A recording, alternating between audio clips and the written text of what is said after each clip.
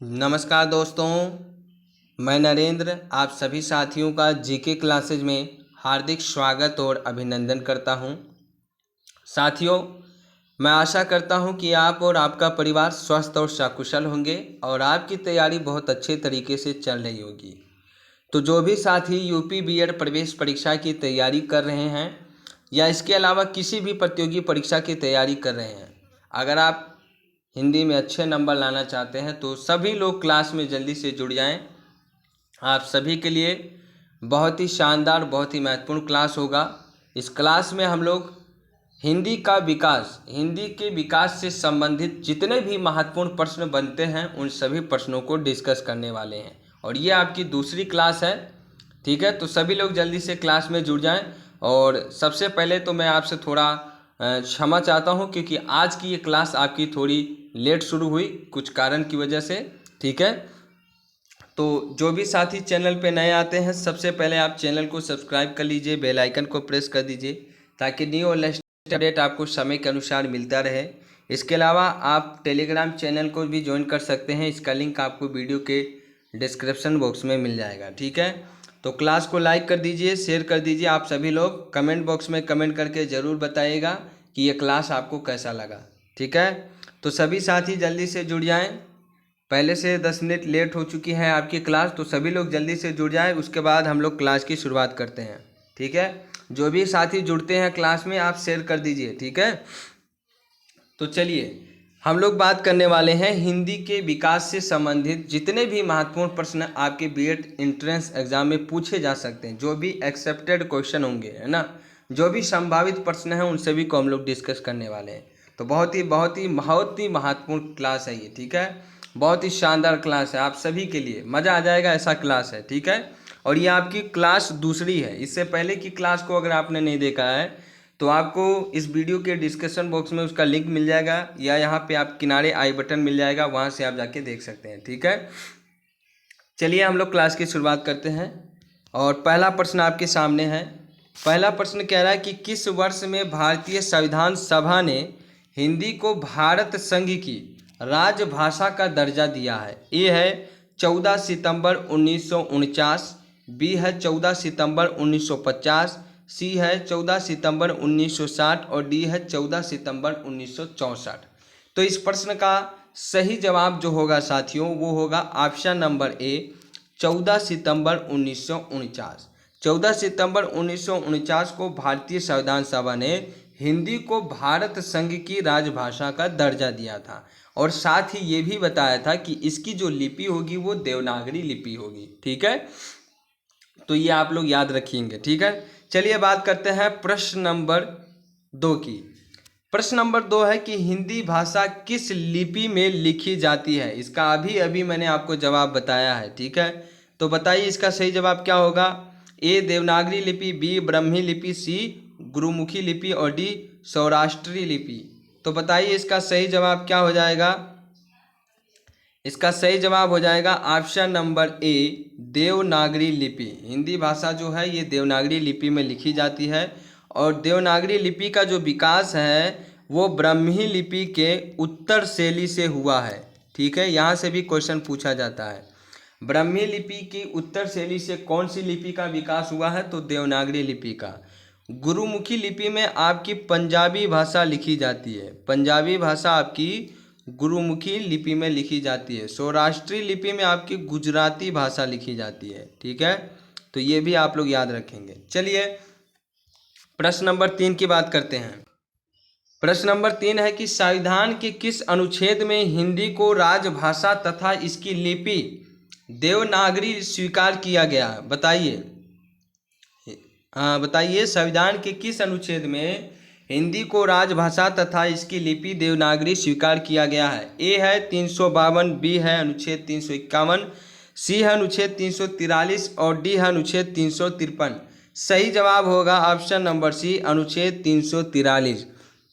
अनुच्छेद 343 और भाग 17 में राजभाषा से संबंधित यह प्रावधान दिया गया है और इस अनुच्छेद के तहत ये स्वीकार किया गया है कि हिंदी जो है वो राजभाषा है और इसकी लिपि जो होगी वो देवनागरी लिपि होगी। ठीक है, और हमारे संविधान के भाग 17 में अनुच्छेद 343 से लेकर अनुच्छेद 351 तक राजभाषा से संबंधित प्रावधान दिया गया है। तो ये सब आपको पता होना चाहिए, ठीक है। चलिए बात करते हैं प्रश्न नंबर 4 की। सभी लोग क्लास में जुड़ते जाएं, बहुत ही अच्छे प्रश्न आएंगे आपके सामने। ऐसे प्रश्न मैं आपके सामने रखूंगा जिससे आपको मज़ा आ जाएगा और आपकी तैयारी बहुत अच्छे तरीके से होगी, ठीक है।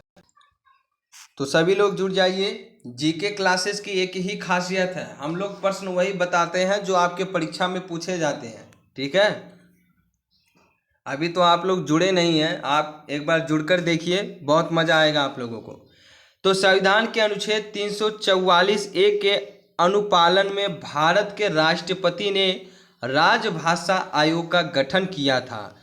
आपको बताना है कि किस वर्ष किया था। ए 1955 में, बी 1960 में, सी 1965 और डी 1970। तो इसका सही जवाब हो जाएगा ऑप्शन नंबर ए 1955, ठीक है।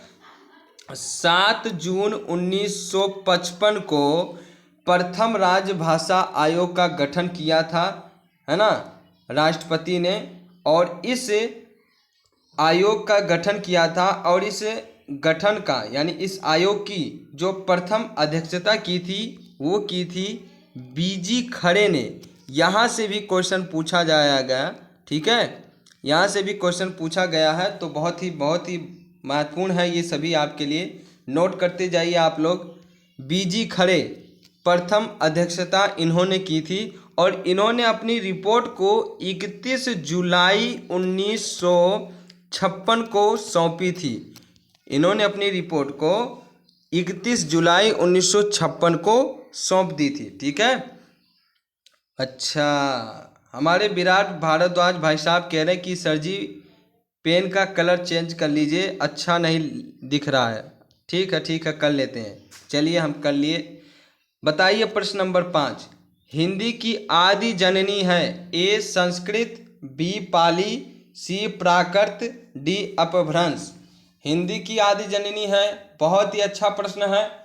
ये प्रश्न तो लगभग सबको आता होगा, है ना, आता है ना सभी को। क्या होगा इसका सही जवाब? इसका सही जवाब होगा ए संस्कृत, है ना। हिंदी की आदि जननी संस्कृत है। कल भी हम लोगों ने बात किया था कि जो संस्कृत भाषा है ये सबसे प्राचीन भाषा है और संस्कृत आपकी दो रूप में थी। एक आपकी थी लौकिक संस्कृत, दूसरी आपकी थी वैदिक संस्कृत, है ना। उसके बाद में संस्कृत भाषा जो थी वो पाली भाषा का रूप ले ली थी और पाली भाषा के बाद में आपके प्राकृत भाषा का रूप लिया था, है ना। प्राकृत भाषा के बाद में आपके अपभ्रंश थी और अपभ्रंश में आपके षोडशैनी अपभ्रंश से हिंदी का विकास हुआ था, ठीक है। तो ये हिंदी का जो विकास क्रम है वो कुछ इस प्रकार है, ठीक। चलिए अब बात करते हैं प्रश्न नंबर 6 की। 8वां विश्व हिंदी सम्मेलन का आयोजन स्थल क्या है? बताइए। ए नागपुर, बी मॉरिशस, सी लंदन, डी न्यूयॉर्क। तो इसका सही जवाब क्या हो जाएगा? D New York. 8वां विश्व हिंदी सम्मेलन आपके न्यूयॉर्क में हुआ था, ठीक है। चलिए प्रश्न नंबर 7 देखिए क्या कहता है कि देवनागरी लिपि का सर्वप्रथम प्रयोग कहाँ हुआ था। यह भी प्रश्न आपके बहुत बार परीक्षाओं में पूछा गया है कि देवनागरी लिपि का सर्वप्रथम प्रयोग कहाँ पे हुआ था। ए है जय भट्ट के शिलालेखों में, बी है अमीर खुसरो की पुस्तक में और सी है अपभ्रंश साहित्य में, डी है पाणिनिकृत अष्टाध्यायी में। तो इसका सही जवाब जो होगा दोस्तों वो होगा ऑप्शन नंबर ए जय भट्ट के शिलालेखों में। देवनागरी लिपि का सबसे पहले जो प्रयोग हुआ था वो जय भट्ट के शिलालेखों में हुआ था, ठीक है, याद रहेगा। चलिए अब बताइए प्रश्न नंबर 8 क्या होगा। लिपि की आवश्यकता होती है, बताइए लिपि की आवश्यकता क्यों होती है। ए भाषा लिखने में, बी भाषा संकेत में और सी है भाषा बोलने में और डी तीनों में। तो बताइए लिपि की आवश्यकता होती है, क्या होगा इसका सही जवाब? बिल्कुल बिल्कुल बिल्कुल सही जवाब आ रहा है आप सभी का, बिल्कुल सही जवाब क्या हो जाएगा? ए भाषा लिखने में लिपि की आवश्यकता क्या होगी? भाषा लिखने में होती है, इसीलिए तो लिपि की प्रयोग करते हैं हम लोग। तो ए आपका सही जवाब। अब बात करते हैं प्रश्न नंबर 9 की। हिंदी दिवस किस तिथि को मनाया जाता है। ए 14 अक्टूबर, बी 27 फरवरी, सी 29 फरवरी, डी 14 सितंबर।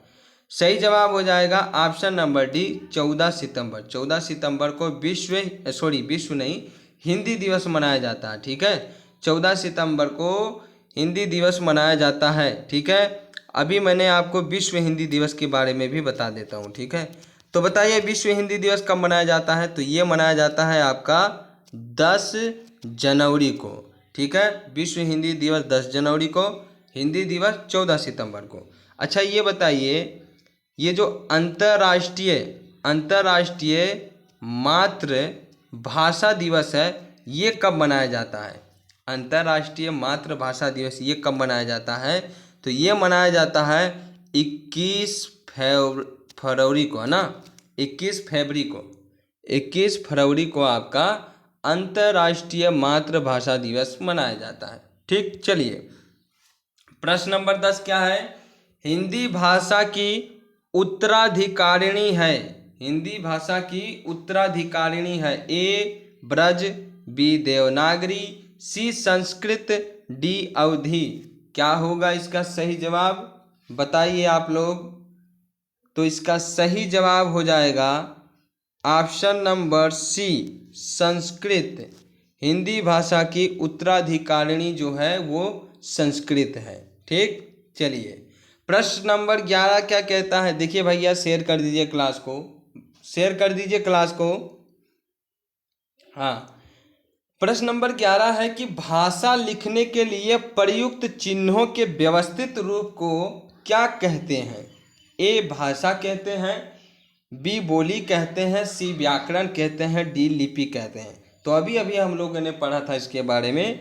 इसका सही जवाब हो जाएगा डी लिपि। भाषा लिखने के लिए प्रयुक्त चिन्हों के व्यवस्थित रूप को लिपि कहा जाता है। बात करें प्रश्न नंबर 12 की, ब्राह्मी से किस लिपि की उत्पत्ति हुई है? ठीक है, ब्राह्मी से किस लिपि की उत्पत्ति हुई है? ए कैथी, बी खारोष्टी, सी देवनागरी, डी गुरुमुखी।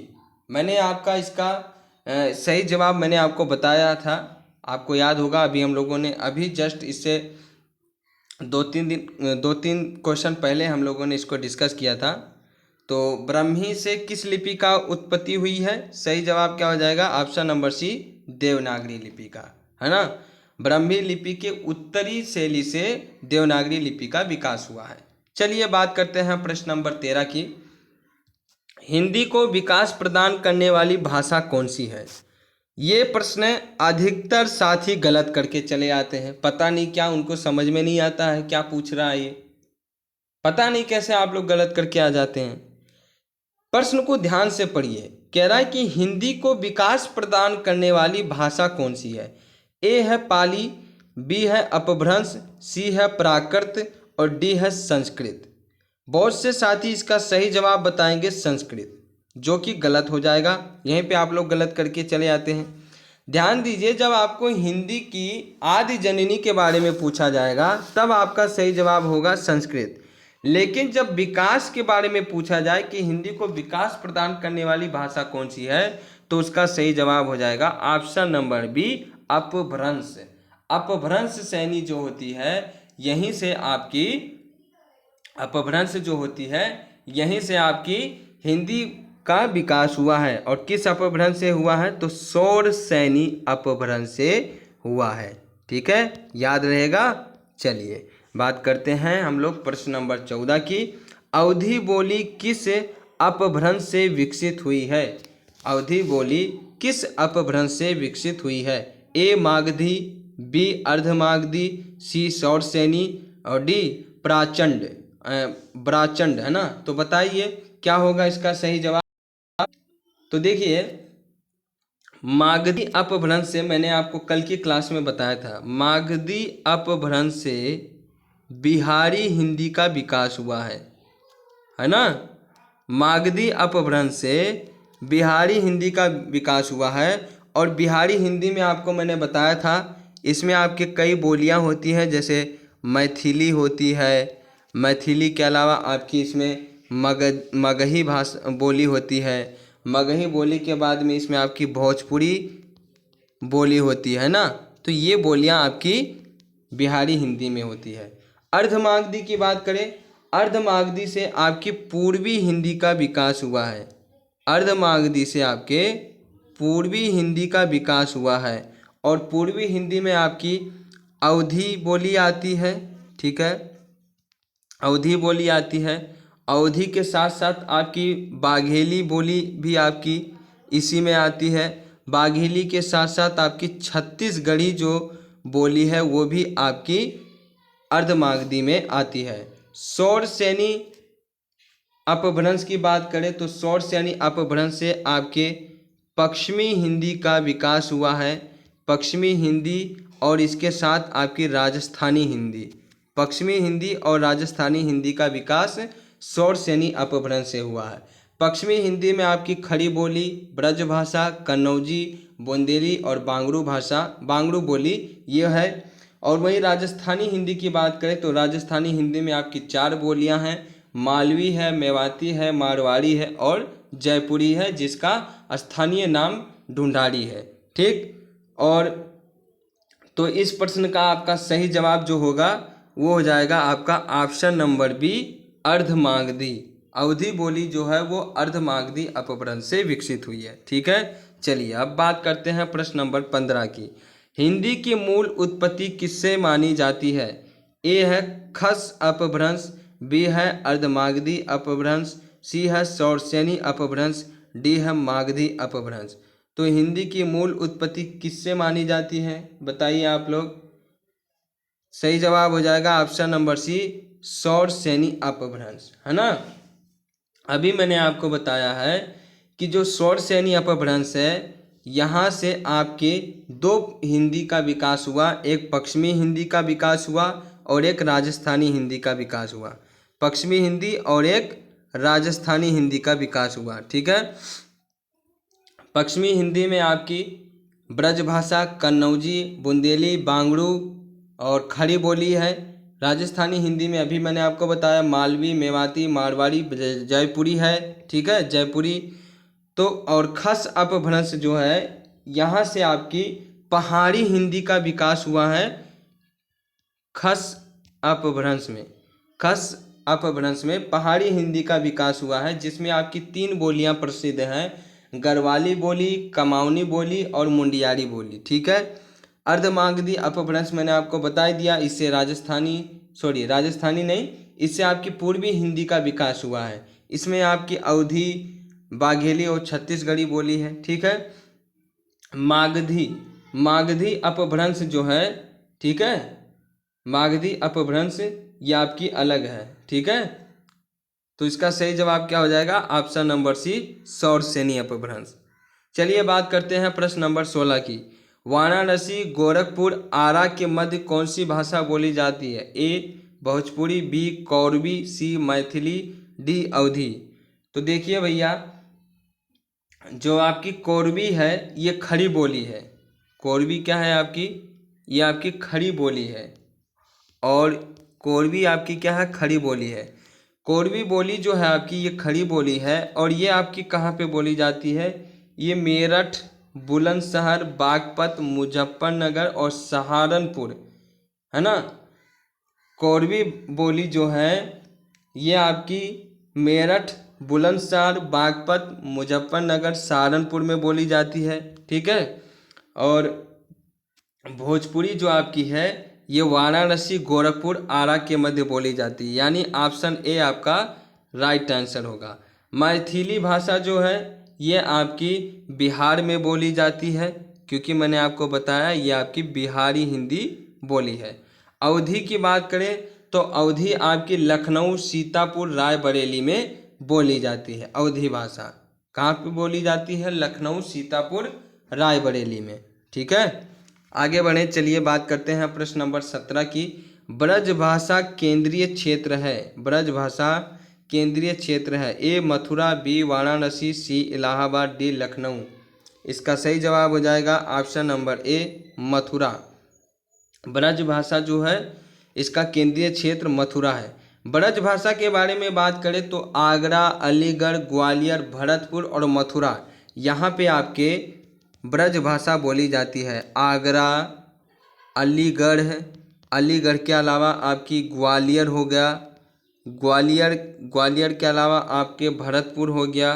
ठीक है, यहाँ पे आपकी केंद्रीय क्षेत्र ब्रजभाषा बोली जाती है। चलिए बात करते हैं प्रश्न नंबर 18 की। बुंदेली का क्षेत्र बताइए क्या है। बुंदेली का क्षेत्र क्या है। ए आगरा मथुरा भरतपुर, बी पानीपत सोनीपत कुरुक्षेत्र, सी जयपुर अजमेर जोधपुर और डी झांसी झालोन दांतिया। सही जवाब हो जाएगा डी झांसी जालौन दंतिया। ये आपकी बुंदेली का क्षेत्र है। बुंदेली बोली जो है वो झांसी जालौन दांतिया में बोली जाती है। ठीक है, क्योंकि ये जो है ये आपकी एमपी प्लस एमपी मतलब कुछ यूपी के कुछ जिलों और एमपी के कुछ जिलों में बोली जाती है। ठीक है, तो चलिए बात करते हैं प्रश्न नंबर 19 की। जिस भाषा का अनुवाद किया जाता है उसे कहते हैं। ये भी काफ़ी सारे साथी इस प्रश्न का गलत जवाब देके चले आते हैं। जिस भाषा का अनुवाद किया जाता है उसे कहते हैं, ये आपको बताना है। तो देखिए, ए कह रहा मानक भाषा, बी है लक्ष्य भाषा, सी है माध्यम भाषा, डी है स्रोत भाषा। तो देखिए, मानक भाषा होगी तो उसका अनुवाद करने की ज़रूरत नहीं है। लक्ष्य भाषा जो होती है वो अनुवाद की होती है। माध्यम भाषा भी आपकी जो होती है वो अनुवाद पे ही आधारित होती है। तो ऑप्शन डी आपका राइट आंसर हो जाएगा, स्रोत भाषा। जिस भाषा का अनुवाद किया जाता है उसे हम लोग स्रोत भाषा कहते हैं। चलिए बात करते हैं प्रश्न नंबर 20 की।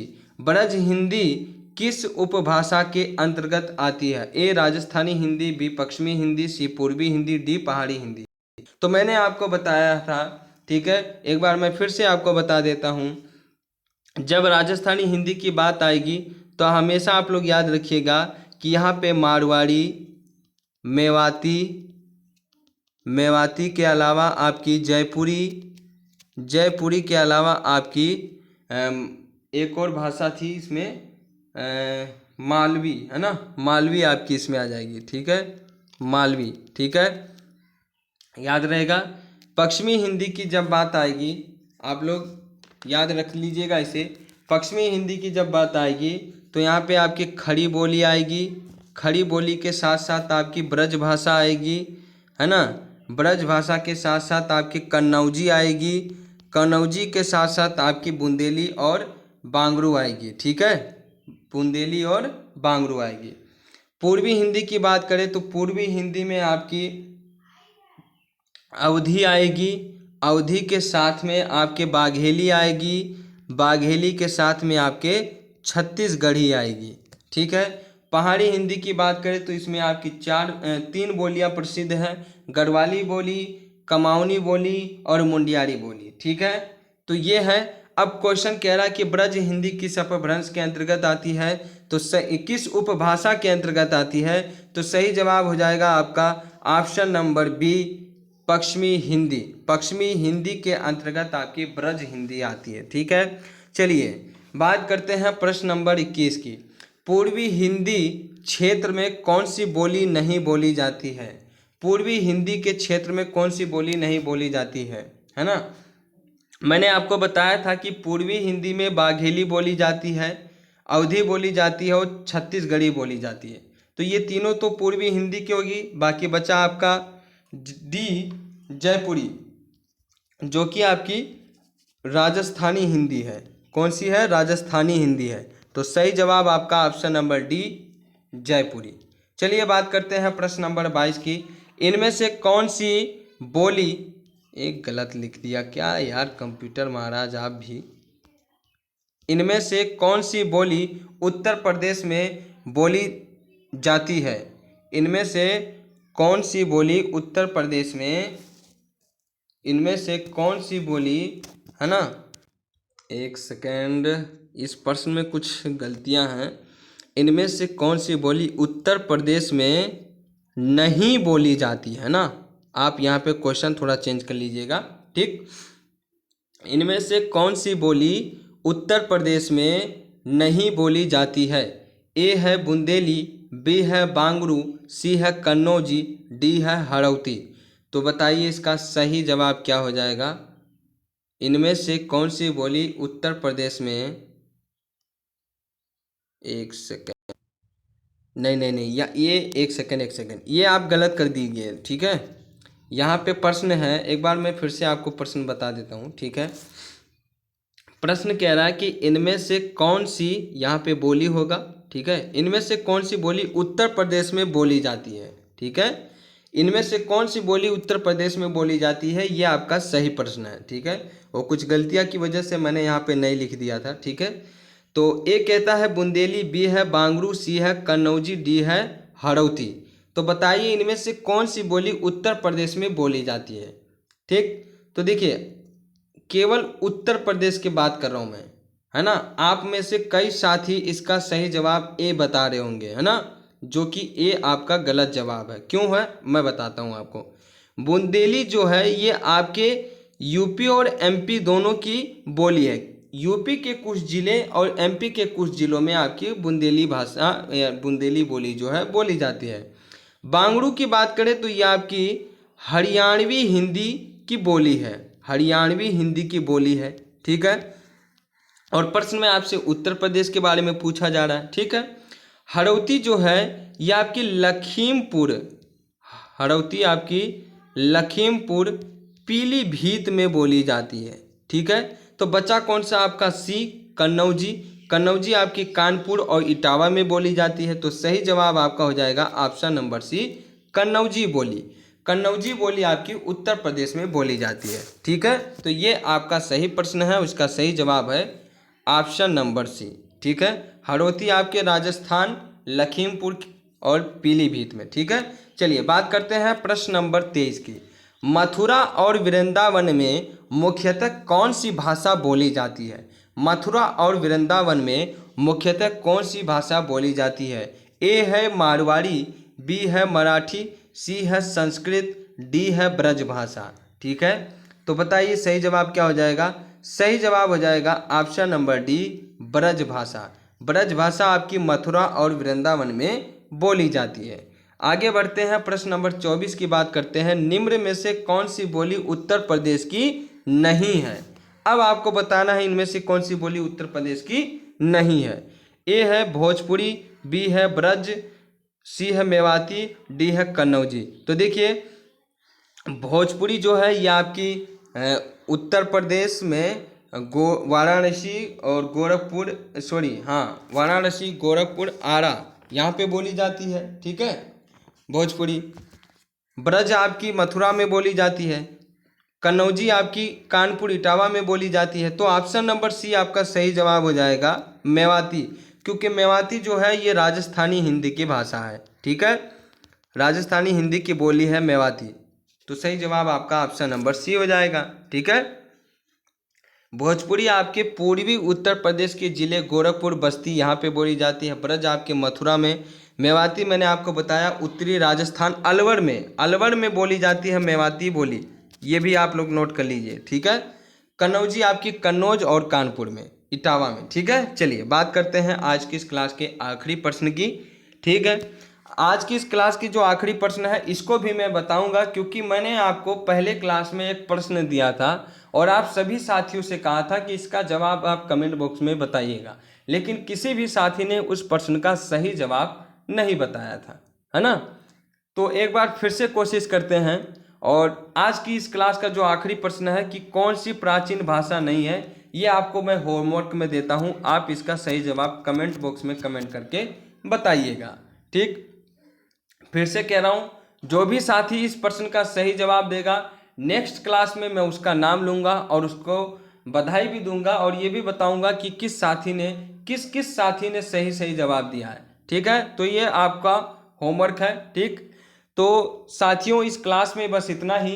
इस क्लास में हम लोगों ने हिंदी के विकास से संबंधित काफ़ी सारे महत्वपूर्ण प्रश्नों को डिस्कस किया, जो आपकी परीक्षाओं के लिए बहुत ही ज़्यादा महत्वपूर्ण है, और सीधे प्रश्न आपके यहीं से बनते हैं, ठीक है। जो भी प्रश्न मैं आपको बताया हूँ ये सभी प्रश्न आपकी परीक्षाओं में बार बार पूछे गए हैं, तो आप इन प्रश्नों को अनदेखा मत कीजिएगा। मेरा आपसे पूरा विनम्र निवेदन है, इन सभी प्रश्नों को आप अच्छे तरीके से हल कीजिएगा, ठीक है। तो चलिए साथी, मिलते हैं अगले क्लास में। तब तक के लिए आप सभी का बहुत बहुत धन्यवाद। वीडियो अगर आपको अच्छा लगा हो तो लाइक कर दीजिए, अपने सभी दोस्तों में शेयर कर दीजिए, और चैनल को जरूर सब्सक्राइब कीजिए। Thank you, thanks for watching. जय हिंद, जय भारत।